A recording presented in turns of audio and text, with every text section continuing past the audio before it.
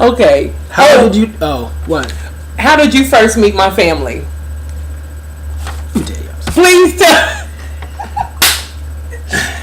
Let me tell y'all something. I'm gonna edit this video, by the way. So Let me tell y'all something. my husband is a fool, but my daddy is also a fool. So, So let me tell you something about this. pardon. So he comes into town, and what's funny about this is we weren't even officially dating. So our story is a little backwards. We weren't even officially dating the first time I met him, but it was like we should have had this conversation later in life, because it's really not a conversation you have with the guy that your daughter really ain't dating. But my father is a man of God, and so he must have known something that we did. Hallelujah. Yeah. So I'm talking to this man, and he's giving me, my daughter's this, my daughter's that, and he's talking to us as if we are a couple, which is fine, but I'm just like, man, Right. is he really trying to like pawn her off on me? Does she come with a dowry? Do I get a plot of land? Do I get anything? They're from Kansas. These are things going through my mind. Like this could set me up pretty straight. Get no dowries. I don't know. I'm just saying y'all country. He said it like I'm from Africa. Go ahead. Kansas, Africa, same difference, same distance. So I'm talking to this man. So we're cooking dinner. Now he's a farming man, hardworking man. So I guess we had been trying to cut sweet potatoes. This chick didn't have one sharp knife in the apartment. I'm talking steak knives wouldn't cut the potatoes. Oh, pardon me. Look. See? She about to hawk one right now. So her father proceeds to pull out this samurai sword out of his pocket. First of all, it's a pocket knife. This Crocodile Dundee surgical blade that couldn't pop a balloon. It was dull. Dull. He had a pocket butter knife. Pocket butter knife. You can spread peanut butter. You couldn't barely spread peanut butter with it. I was like, what? That was my first encounter with the man. So dinner took about 17 hours to make. So we had plenty of time to talk, needless to say. Next question. Okay, no. Now, let me tell you about our first outing with my father and my beloved meek and mild stepmother. So, Dorcier. So we're in Macy's. You weren't that serious. Oh my God. You weren't that serious. And so, mind you, I have 4 younger brothers and sisters. And so the girls were still at home. I felt like they were about 13 or 14 at that time. And so we're walking through Macy's, and I was like, so what y'all gonna do? I think the kids were going to spend like some time with their father in Philly or something, visit with family. So I said, so what they had been. And I said, so Daddy, what y'all been doing? And he was like, oh, we've been renovating, doing some work around the house, painting and stuff. This fool in the middle of Macy's says, oh, painting. Is that what y'all call it these days, Carl?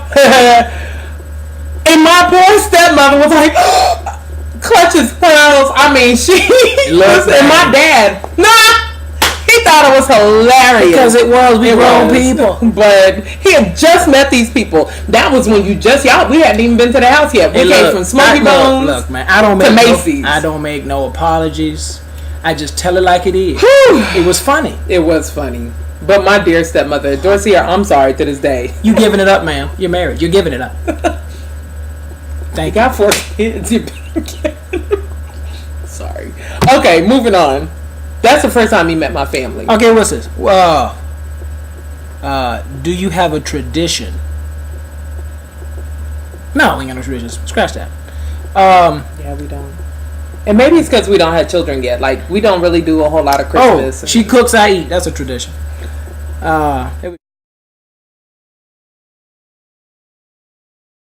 When was our first road trip? Actually, yeah. Oh Lord, our first road trip was on our honeymoon. We drove down to Savannah, Georgia. Great trip down, top down. Yeah, we were in my Chrysler Sebring. Nice, right? Nice. Honeymoon was lovely. Ate a bunch of different places. Enjoyed ourselves. Had some good old southern sushi, some roasted duck. Phenomenal. On the waterfront, phenomenal. Savannah's beautiful. We love it. We get on the road to come back. 8 miles outside of Savannah. Now, mind you, we have about 7 days and 16 hours to go, roughly. That's so dumb. I'm saying it's a long trip. It is a long trip. Now wait, may I preface this by saying we drove down, we stayed there, we drove to Jacksonville, which is 2 additional hours south from Savannah, and then drove back. We stayed down there for a day, drove around, hung out. Then we drove to Tybee Island the day we were leaving. Mm-hmm. So we did a lot of driving in my 2000 Chrysler Sebring. Either way, she gave all those details for some reason. I don't know. But my car had been through it. The point was, it didn't happen during that honeymoon. The point was, the car was on the last leg then. We should have known. So we get 8 miles outside of Savannah in this 92-degree weather. Mm-hmm. And the car, we noticed the AC stopped working. Right, because it was raining. So we had the windows up and the AC was working. I said, okay, well, crack them windows a little bit. I don't care, a little rain get in. And then the car starts smoking. Mm-hmm. We pull over. I immediately called my mechanic. I called him around. I said, look, man, this is what's going on. He said, oh, well, it's your AC compressor. It's locked up. But I think you can make it home if you just turn the heat on and roll the window down for 8 hours. It's raining. And we just started the trip.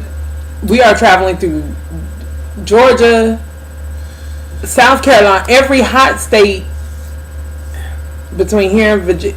I lost weight. All the weight I gained in Savannah, lost it by the time we got to South Carolina. It was so rough. So we get to the back. We got to Virginia. We made it back safely. Now I'm gonna tell you how God works. Mm-hmm. Not so much on my behalf, which He did on this day, but on the behalf of my mechanic. Right. This brother wrote me a check for $300 for my wedding. God bless you. Bless you. Thank you. And we wrote him a check for $920 some dollars when we got back. You talk about sowing and reaping. That brother sowed, and he immediately reaped right back from where he planted. That was our first road trip. Who wears the pants in a relationship? We both wear pants. I like pants. We're not Pentecostal. We not? I ain't wearing no skirts, no Kojaks. Sure won't.